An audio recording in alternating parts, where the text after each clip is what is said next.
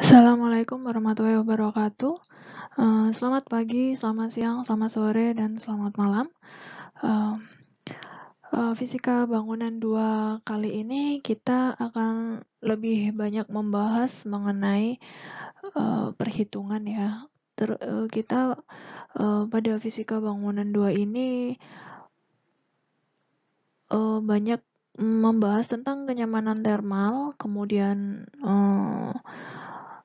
artificial lighting, kemudian artificial cooling, seperti itu, dan perhitungan-perhitungannya. Sebelumnya kita harus mengetahui dulu mengenai iklim, unsur-unsur dan komponen pembentuknya. Jadi karena fisika bangunan itu pasti pasti sangat bersinggungan dengan iklim. Perhitungan iklim ini menjadi pertimbangan ketika mendesain sebuah bangunan. Iklim adalah perubahan kondisi cuaca yang relatif tetap dan secara berkala karena pengaruh perputaran bumi. Perbedaannya bisa diteliti selama 10-20 tahun sekali. Nah, hasilnya berupa ada iklim subtropis, ada iklim tropis, dingin, dan lain-lain.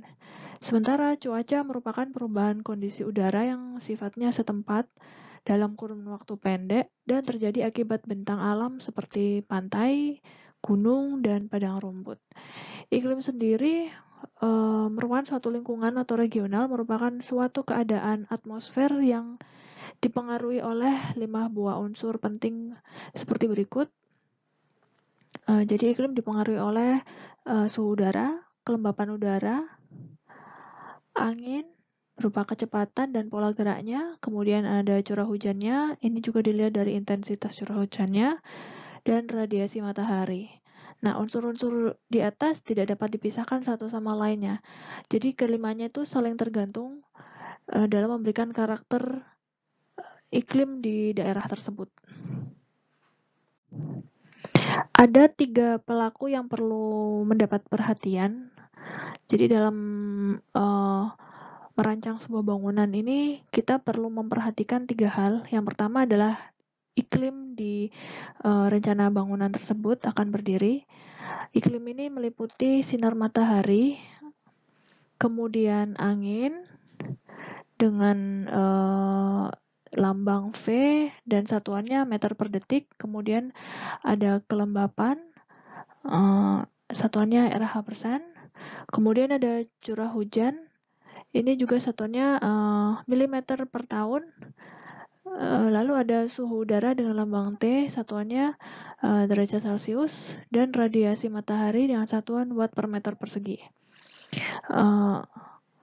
Yang kedua yang perlu diperhatikan adalah modifiernya. Modifier ini biasanya vegetasinya atau pohon atau tanaman, kemudian ada dindingnya, lalu ada screen-nya.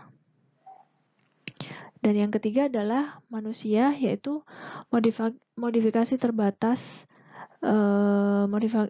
Modifikasinya terbatas meliputi pakaiannya, makanannya, aktivitas, dan kebiasaannya. Nah, iklim dan arsitektur ini bagian dari sains bangunan dan sains arsitektur, jadi pasti sangat berkaitan. Kalau contohnya ya, misal pada bangunan joglo yang ada di Yogyakarta belum tentu bisa dibangun di daerah beriklim dingin. Begitu pula sebaliknya, misalkan bangunan iglo yang ada di Kutub Utara, kalau ditaruh di iklim tropis lembab seperti di Indonesia, akibatnya pengaruhnya juga pasti berbeda. Nah, sains bangunan adalah ilmu yang mempelajari hubungan antara manusia dan lingkungannya.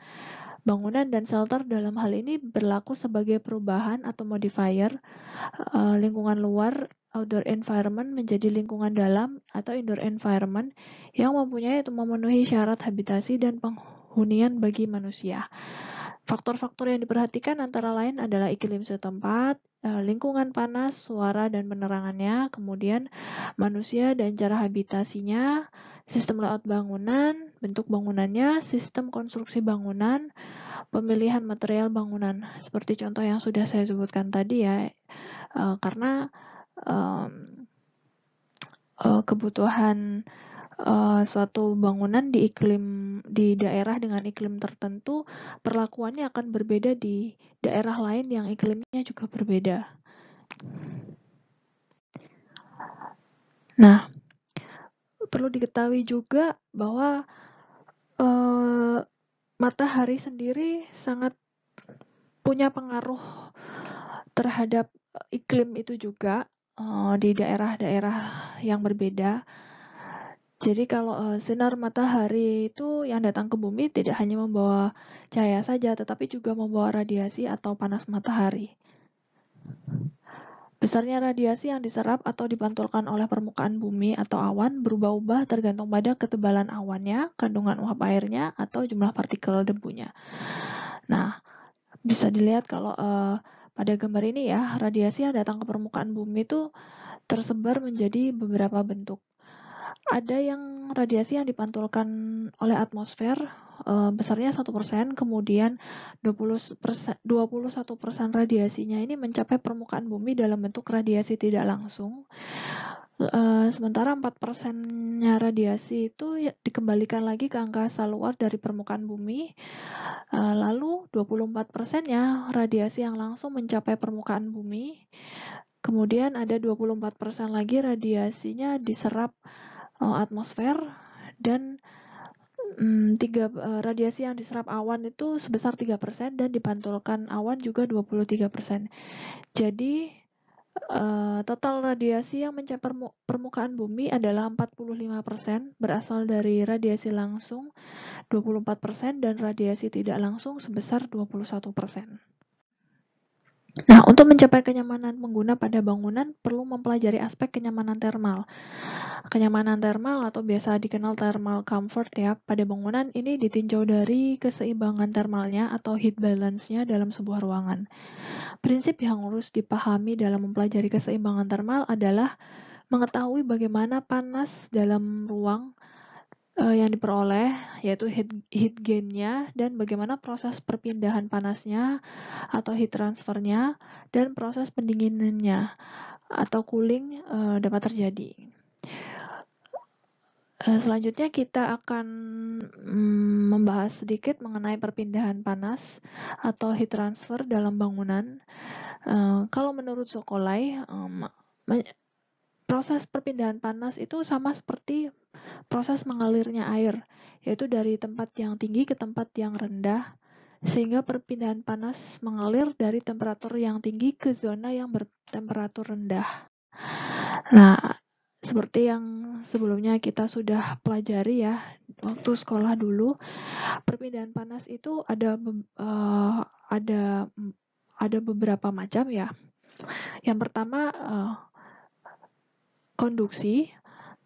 Nah, konduksi adalah perpindahan panas yang dihasilkan dari kontak langsung antara permukaan-permukaan benda. Konduksi ini hanya terjadi dengan menyentuh atau menghubungkan permukaan-permukaan yang mengandung panas. Jadi, setiap benda mempunyai konduktivitas termal atau kemampuan mengalirkan panas tertentu yang akan mempengaruhi panas yang diantarkan dari sisi yang panas ke sisi yang lebih dingin.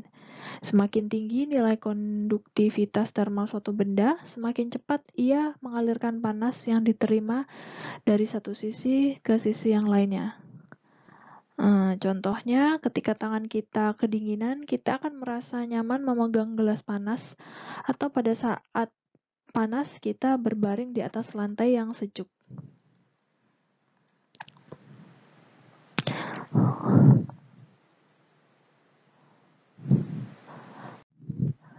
Lalu, perpindahan panas berikutnya adalah konveksi. Nah, konveksi adalah perpindahan panas yang terjadi antara permukaan padat dengan fluida yang mengalir di sekitarnya dengan menggunakan media penghantar berupa fluida atau cairan atau gas.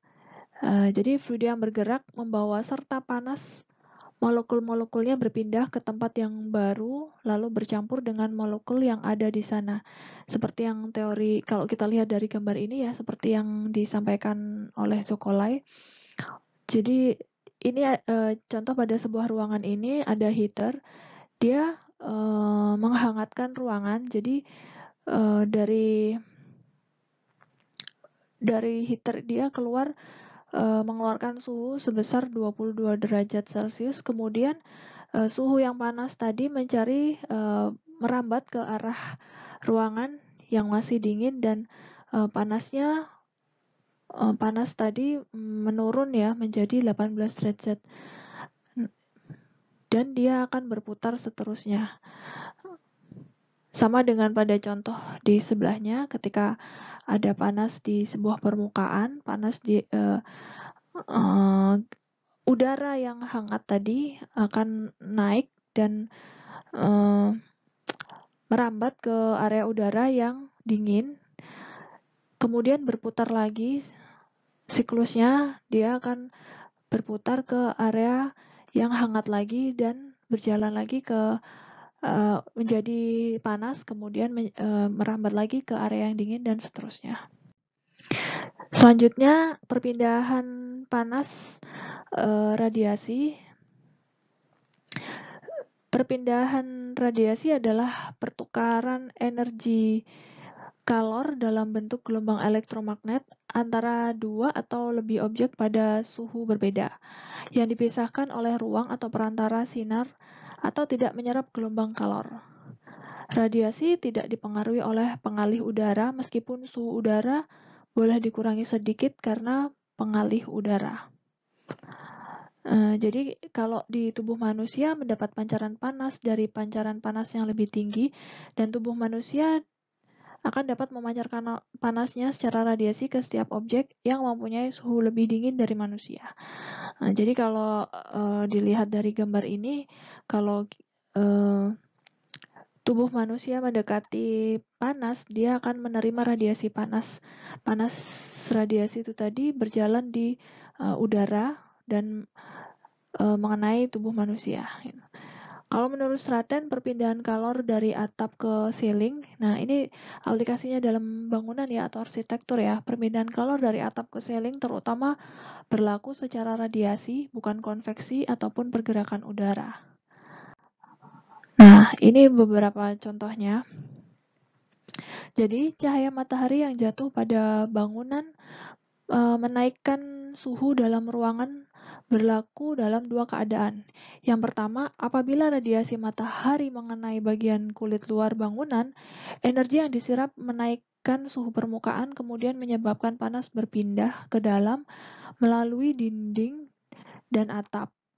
Kedua, apabila radiasi matahari mengenai jendela, hampir semua energi masuk secara terus-menerus melalui cermin ke dalam bangunan dan terperangkap di sana seperti kesan rumah cermin. Radiasi yang diterima diserap oleh permukaan dinding yang seterusnya melepaskan radiasi gelombang panjang. Lalu contoh kasus lain, ini adalah contoh rumah kaca. Kita ketahui bahwa rumah kaca itu strukturnya tertutup oleh atap dan dinding yang terbuat dari material transparan. Sumber panas ruangan pada rumah kaca adalah sinar matahari yang merupakan campuran berbagai radiasi dari panjang gelombang 100 nanometer sampai 1 mm. Nah, sinar matahari yang mencapai permukaan bumi tersusun atas 48 radiasi inframerah, sekitar 48% radiasi inframerah, kemudian 44% radiasi visible, dan 7% ultraviolet atau UV. Sisanya radiasi bergelombang panjang di atas 1 mm. Sinar inframerah sendiri terbagi menjadi dua elemen, yaitu 37% inframerah gelombang pendek. Ini ya, pada garis oranye ini inframerah gelombang pendek. Panjang gelombangnya mulai dari 700 nanometer dan 11% panjang 11% gelombang panjang inframerah bergelombang panjang pada ini garis merah ini panjang gelombangnya sekitar 1 mm. Panjang gelombang visible sendiri adalah sekitar 400 sampai 700 nanometer. Nah, muatan energi radiasi berbanding terbalik dengan panjang gelombangnya. Radiasi gelombang pendek mengandung muatan energi lebih tinggi. Masing-masing jenis sinar tersebut mempunyai peran pada proses konversi energi dalam rumah kaca. Makanya suhu udara yang dihasilkan pada rumah kaca ini sangat panas ya, berbanding lurus dengan sudut penyinaran matahari.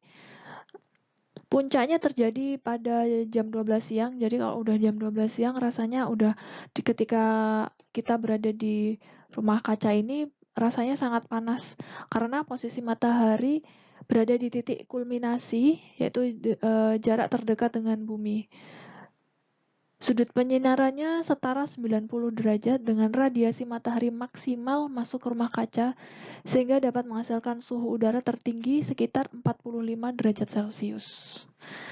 Itulah kenapa rumah kaca sangat panas dan memang kurang dianjurkan bangunan-bangunan banyak menggunakan kaca, terutama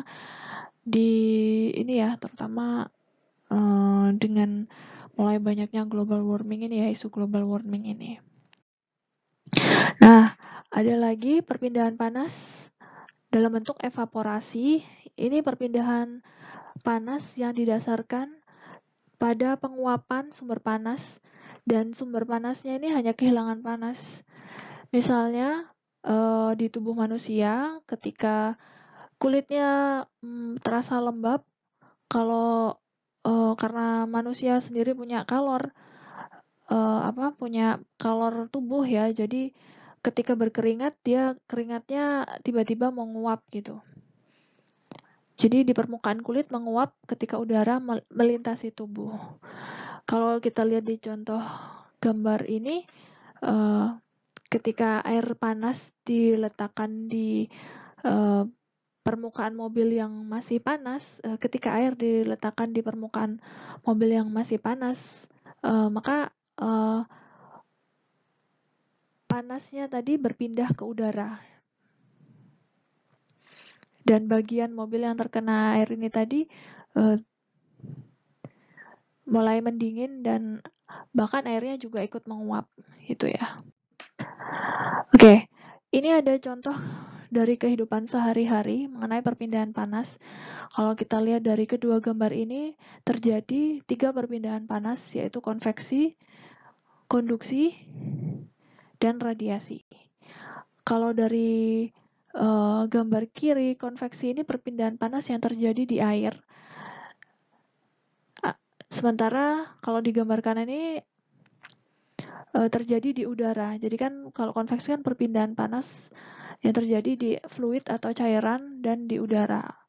Kemudian konduksi sendiri perpindahan panas dengan kontak langsung. Jadi kalau pada gambar kiri ini melalui gagang panci ya. Kemudian kalau di gambar yang kanan ini perpindahan panasnya melalui besi atau ranting ini. Selanjutnya perpindahan panas berikutnya adalah radiasi. Radiasi sendiri merupakan perpindahan panas dengan perantara udara. Jadi panasnya tidak melalui penghantar, tapi langsung menyebar di udara. Gitu. Kalau kita berada di sekitar tungku api ini pasti merasa panas. Nah, ini panasnya beradiasi ke udara. Sama dengan contoh pada gambar yang sebelah kanan. Nah, selain keseimbangan termal pada udara atau bangunan, di tubuh manusia juga perlu ada keseimbangan termal juga. Nah, tubuh manusia yang berdarah panas mempunyai sistem untuk mempertahankan suhu tubuh agar tetap konstan, meskipun tubuh terpajan oleh berbagai tingkat temperatur dari lingkungan. Untuk menjaga agar suhu tubuh berada pada batas aman, tubuh harus melepaskan atau membuang kelebihan panasnya. Proses yang utama adalah mulai sirkulasi darah dan pengeluaran keringat. Respon otomatis pengaturan panas tubuh biasanya terjadi jika temperatur darah melebihi 98,6 derajat Fahrenheit dan pengaturan serta pengendalian temperatur tubuh dilakukan oleh otak. Jadi pengeluaran keringat oleh tubuh bukan untuk mendinginkan tubuh, tapi untuk mengeluarkan cairan dari kulit melalui proses evaporasi. Pada kondisi kelembapan yang tinggi, proses evaporasi keringat dari kulit akan menurun dan upaya tubuh untuk menjaga temperatur pada batas yang bisa diterima akan menjadi terganggu. Kondisi ini akan dapat mengganggu kemampuan kerja individu yang bekerja di lingkungan yang panas. Jadi dengan banyaknya darah yang mengalir ke permukaan tubuh bagian luar akan menyebabkan penurunan aktivitas otot, otak, organ internal, penurunan kekuatan, dan fatigue atau kelelahan yang terjadi lebih cepat. Nah, kalau di dalam tubuh manusia terdapat berbagai macam reaksi kimia yang sangat berkaitan dengan suhu tubuh, jadi ketika suhu tubuh naik atau turun hanya beberapa derajat saja, maka akan menghambat proses reaksi kimia di dalam tubuh dan akan membahayakan tubuh manusia. Jika suhu tubuh mulai turun dalam beberapa derajat, maka tubuh akan menggigil sehingga terjadi gerakan otot tubuh yang dapat menghasilkan panas tambahan untuk membantu mempertahankan suhu tubuh. Jika panas yang dihasilkan berlebihan, maka suhu tubuh akan naik dan makin lama tubuh akan mengalami tekanan panas. Nah, bagaimana dengan keseimbangan termal dalam bangunan? Nah, bukaan-bukaan pada fasad bangunan sebaiknya cukup banyak ya. Nah, kita lihat dari gambar ini, ternyata pada sebuah bangunan itu terjadi perpindahan panas. Kalau di sebuah ruangan ini ada proses konduksi, dia panasnya berpindah melalui dinding. Ada proses radiasi, dia panas dari atap ini langsung ke udara. Kemudian ada proses konveksi juga. Bukaan-bukaan pada fasad bangunan sebaiknya cukup banyak dan cukup besar. Konsekuensi banyaknya sinar dan radiasi panas matahari yang masuk harus dibatasi dengan filtering yang baik agar ruangan tetap terasa nyaman. Di samping itu, jarak antar massa bangunan sebaiknya jangan terlalu rapat sehingga angin dapat tetap mengalir ke dalam ruangan. Kalau kata Mangun Wijaya ya, pemecahan-pemecahan climatic design yang muncul sebagai jawaban terhadap kajian responsif iklim harus dibahas secara detail untuk setiap kajian pengaruh alam. Nah, ini maksudnya bahwa pemecahan masalah termal dalam bangunan harus berdasarkan pada kajian iklimnya dan pengaruh kondisi alamnya. Jadi harus sesuai dengan iklim pada bangunan tersebut berdiri. Nah, pada daerah tropis lembab seperti di Indonesia, penggunaan tritisan pada bangunan memberikan efek pembayangan atau sun shading yang menghasilkan pengurangan sinar matahari yang masuk ke dalam bangunan sekaligus juga akan mengurangi solar heat gain atau beban radiasi panas ke dalam bangunan.